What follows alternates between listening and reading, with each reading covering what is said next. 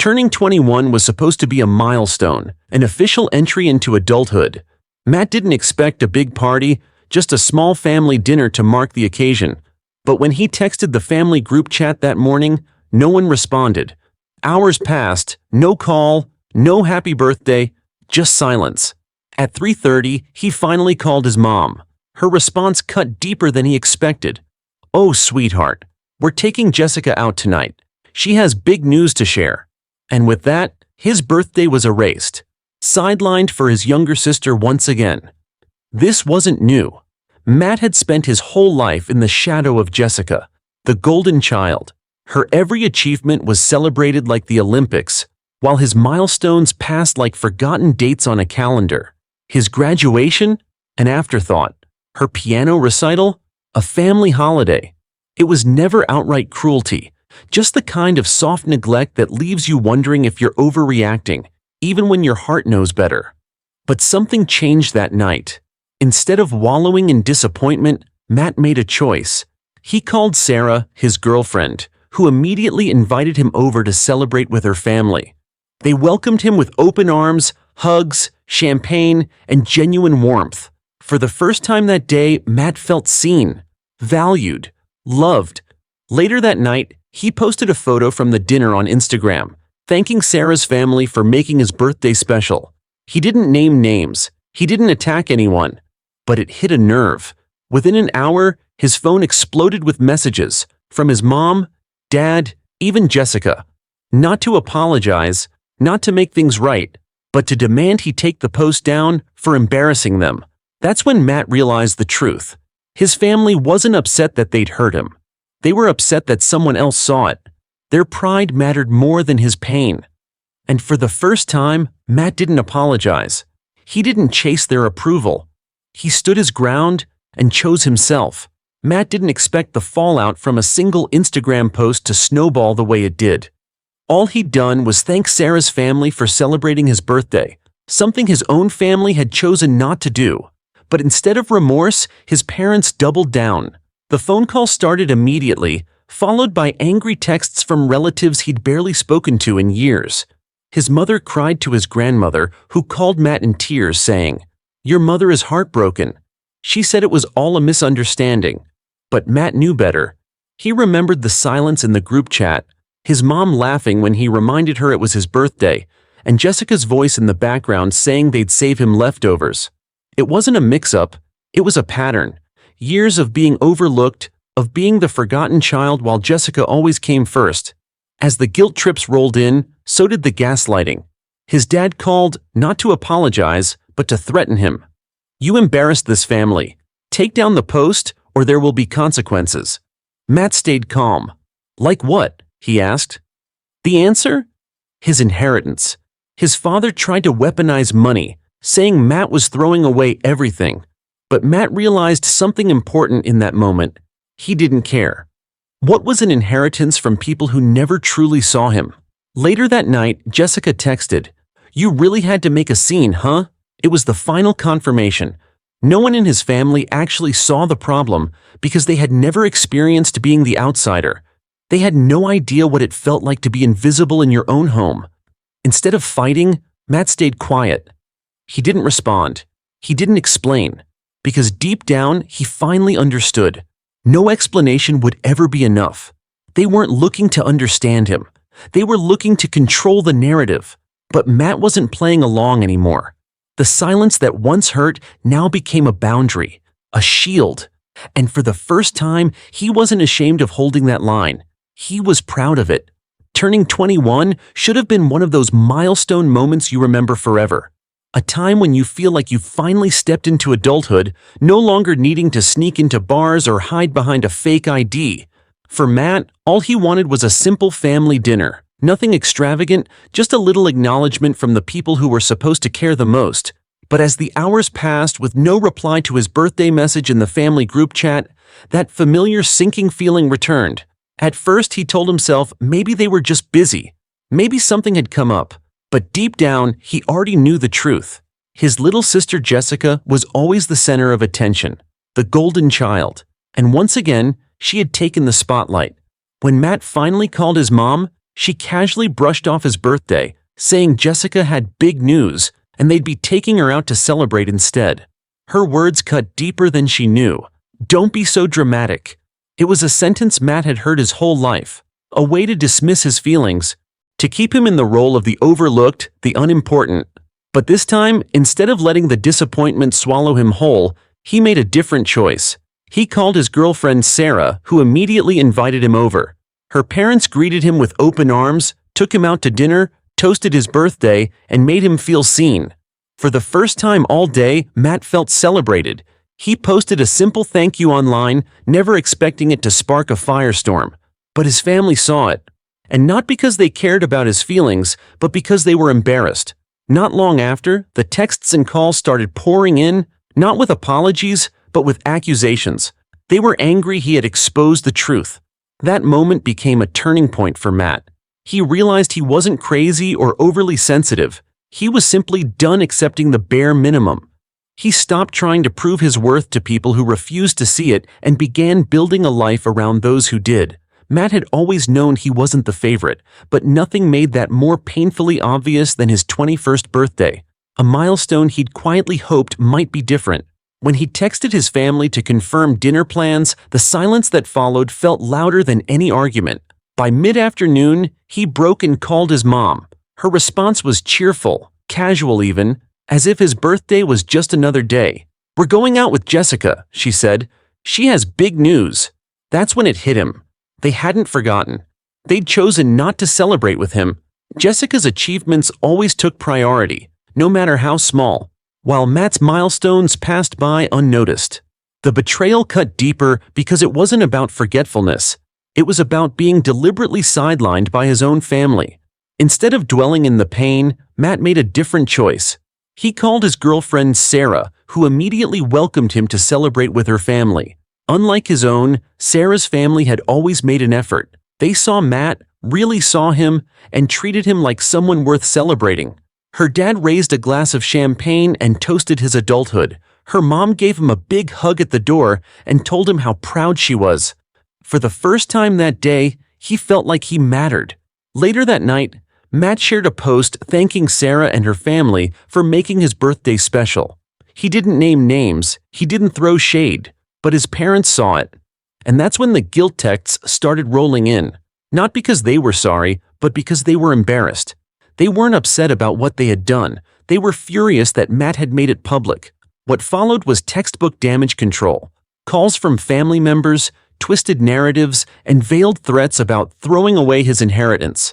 But Matt had already made up his mind. He was done being the family scapegoat. He wouldn't apologize for wanting to be treated with basic human decency. That night, he chose peace over pleasing, and it was the first time in years that he slept soundly. Because sometimes freedom begins when you stop begging people to care and start caring for yourself instead. Matt didn't expect his family to throw him a party, but he thought they'd at least remember his birthday. What he didn't expect was being entirely forgotten, overshadowed, once again, by his younger sister Jessica. As he sat in silence, waiting for someone to reach out, he finally called his mom, hoping for a simple acknowledgement. Instead, she brushed him off with, "Don't be so dramatic. Your sister has big news." That was the moment something inside Matt broke. Not with rage, but with clarity. He wasn't just overlooked, he was intentionally ignored. And worse, no one even seemed to care how that felt. That night, Matt made a choice. Instead of sulking, he reached out to Sarah, his girlfriend, and ended up having one of the most meaningful birthdays of his life. Sarah's family didn't just welcome him, they celebrated him. Her parents treated him like he belonged, with hugs, steakhouse dinners, and heartfelt toasts. It was everything he'd never experienced growing up. For the first time, he felt seen, valued, not as a backup plan, not as an afterthought, but as someone worth showing up for. Later, he posted a photo thanking Sarah's family for making his birthday feel special. It wasn't meant as an attack. It was simply gratitude. But within an hour, his phone exploded with texts and voicemails. Not out of concern, but outrage. His parents weren't upset they hurt him. They were mad that others might find out. Instead of apologizing, they doubled down. Threats, manipulation, and ultimately the biggest one of all, You're throwing away your inheritance." That's when Matt realized it had never been about love. It was about control. For years, his parents kept him in line through guilt and obligation. But now he had proof he didn't need their approval to be whole. He had people in his life who genuinely cared. He had his own voice. And he had boundaries. New ones they didn't get to cross anymore. Because at some point, you stop begging for the love you should have had. You stop explaining your pain to people who don't want to understand. And you start choosing peace even if that means letting go of the people who raised you, but never truly saw you. After Matt's family tried to guilt him back into silence, things escalated in ways he never expected. His parents didn't just stop at angry texts or passive-aggressive emails. They started calling his workplace, his landlord, even Sarah, his girlfriend. It wasn't concern, it was control. They weren't worried about Matt's well-being. They were worried about losing power. His refusal to back down had triggered a panic in them. Not because they feared for him, but because they feared being exposed. What began as a forgotten birthday spiraled into full-blown character assassination. His mother called relatives claiming Matt was having a mental health crisis. She told coworkers he was unstable and needed space. His father threatened to cut him off financially if he didn't delete a simple Instagram post thanking Sarah's family for celebrating him. That was the turning point. Matt realized he wasn't dealing with hurt parents. He was dealing with manipulators willing to rewrite history to save face. So Matt did what he had to do. He documented everything: calls, messages, voicemails. He updated his HR records. He consulted a lawyer to make sure he had rights if things went further. And when they crossed the final line, trying to contact his landlord without permission, he sent them one last message: "Stop contacting me or I will take legal action." For the first time in his life, Matt wasn't afraid. He wasn't a kid seeking their approval anymore. He was an adult demanding respect and backing it with action. And when the silence finally came, it was the most peaceful thing he'd ever known. Because boundaries aren't cruel. They're survival. They're how you reclaim your sanity from people who have long stopped seeing you as a person and only as a pawn. Matt's story isn't about rebellion. It's about freedom. It's about breaking the cycle of emotional manipulation and choosing self-worth over forced loyalty. His family called him ungrateful, dramatic, even cruel. But what they really meant was, "We don't know how to control you anymore." And that's exactly how Matt knew he was on the right path. In the aftermath of Matt's final warning to his family, things didn't just quietly fade away. His father escalated. One morning, Matt's landlord called to say his mom had phoned the rental office, pretending it was an emergency just to get details about his lease. That wasn't just crossing a line, it was blowing past it with no regard for boundaries. Matt realized this wasn't just a disagreement, it was a battle for control, and desperate people do desperate things. The next day, Sarah got a text from an unknown number accusing her of turning Matt against his family. The message was filled with veiled threats and blame. It was clear they had shifted the narrative. Matt was no longer just the black sheep. Now he was lost and being influenced. Then came the workplace intrusion. Matt's manager pulled him aside after his dad called the office, claiming he was concerned about Matt's mental health. It was subtle sabotage, an attempt to make him look unstable to his boss, to ruin his credibility where it mattered most. But Matt didn't panic. He documented every call, every message. He updated his HR file, blocked family members, and even spoke with a lawyer. This time, he wasn't playing defense, he was setting the rules. For the first time in his life, he realized just how much power he actually had. They could spin whatever story they wanted, but the truth was on his side. And he was done letting fear dictate his actions. They weren't trying to reconnect. They weren't seeking closure. They were trying to regain access to his time, his mind, and his peace. But Matt refused to open that door again. Not after everything they'd done. Because family doesn't stalk your workplace. Family doesn't lie to your landlord. Family doesn't use love as a weapon. Matt was finally free. Not just from their reach, but from the illusion that he ever needed their approval to begin with. A year has passed since Matt cut ties with his parents, and in that time, he's learned more about peace, growth, and self-worth than he ever imagined. It hasn't been easy. Letting go never is. But every step away from the toxicity brought him closer to himself. There were no more late-night texts begging him to explain. No more guilt-tripping voicemails, no more surprise visits from relatives trying to mediate. Instead, there was silence. Beautiful, uninterrupted silence. Matt used that silence to rebuild. He found a new apartment, not a luxury penthouse, but a place that felt like home because it was his. He worked hard, saved money, and even got promoted. Sarah stood by him the whole way. Her family had become his in every way that mattered. They saw him. They celebrated him. They loved him. No strings attached. It was the first time Matt truly understood the difference between blood and family. When he ran into his cousin Ellie at a coffee shop, she mentioned casually that his parents were selling the house. Too many memories, his mom had apparently said. Matt didn't flinch. That house, once the center of his hopes for love and belonging, no longer held any power over him. It wasn't a home, it was a symbol of everything he had survived. Hearing they were leaving it behind felt poetic. Full circle. Now, when Matt thinks back on everything, the forgotten birthdays, the emotional manipulation, the constant pressure to be someone else, he doesn't feel bitterness. He feels clarity. He didn't walk away to be cruel. He walked away to heal. Because sometimes the bravest thing you can do isn't standing your ground. It's walking away from the people who refuse to see your worth. Matt didn't just survive a toxic family dynamic. He rose above it. Matt thought he had finally reached peace, until his parents launched their final desperate campaign. With every message blocked and every attempt to reach him shut down, they did what toxic people often do. They went after those around him. First, his landlord called, concerned after Matt's mother phoned the office under the guise of a family emergency. Then Sarah, his girlfriend, received a venomous text from an anonymous number blaming her for turning Matt against his family. It was laughable if it wasn't so disturbing. They had twisted reality so thoroughly that they'd convinced themselves she was the reason Matt walked away, not the years of emotional neglect, guilt, and manipulation. But the most invasive moment came when Matt's father called his job, attempting to speak with his manager under the pretense of a wellness check. This was no longer a family squabble, it was targeted harassment. And it could have cost Matt his livelihood. Thankfully, his boss had the decency to alert him directly. That moment was a turning point. Matt realized they would stop at nothing to maintain control. The narrative they built painted him as unstable, dramatic, and ungrateful.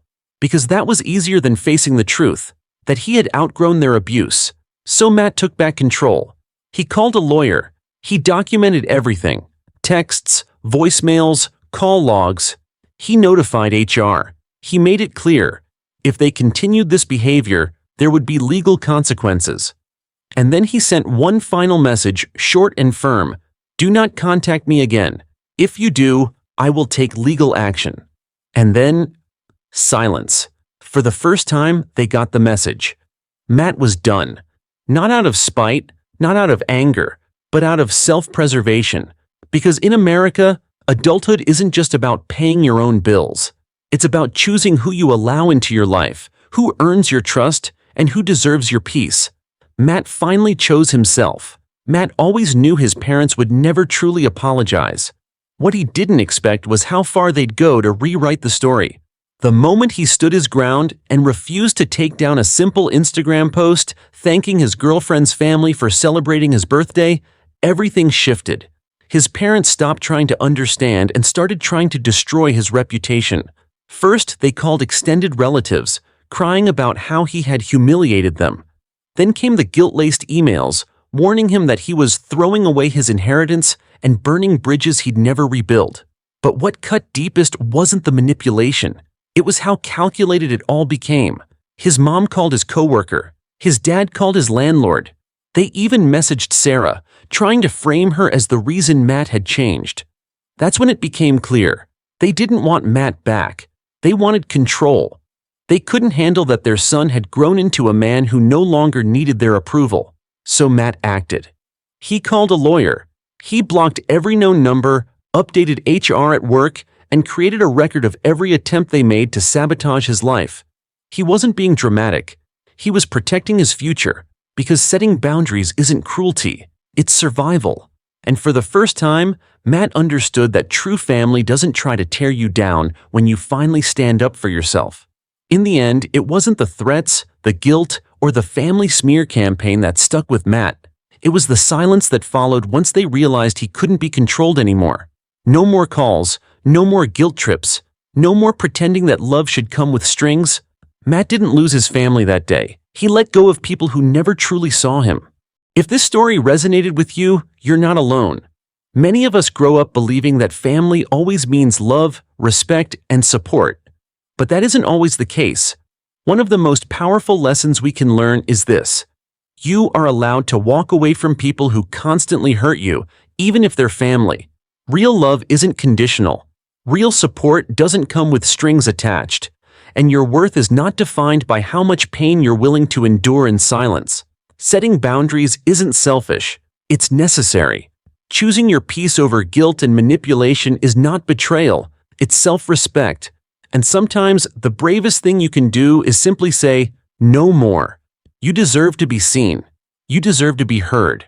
And most importantly, you deserve to be loved for who you are, not what you can provide. If you found strength, comfort, or clarity in this story, don't keep it to yourself. Like this video to support our storytelling. Share it with someone who might need to hear it today. And don't forget to subscribe for more true, emotional, and thought-provoking Reddit family drama stories every week, because your story matters and you're not alone.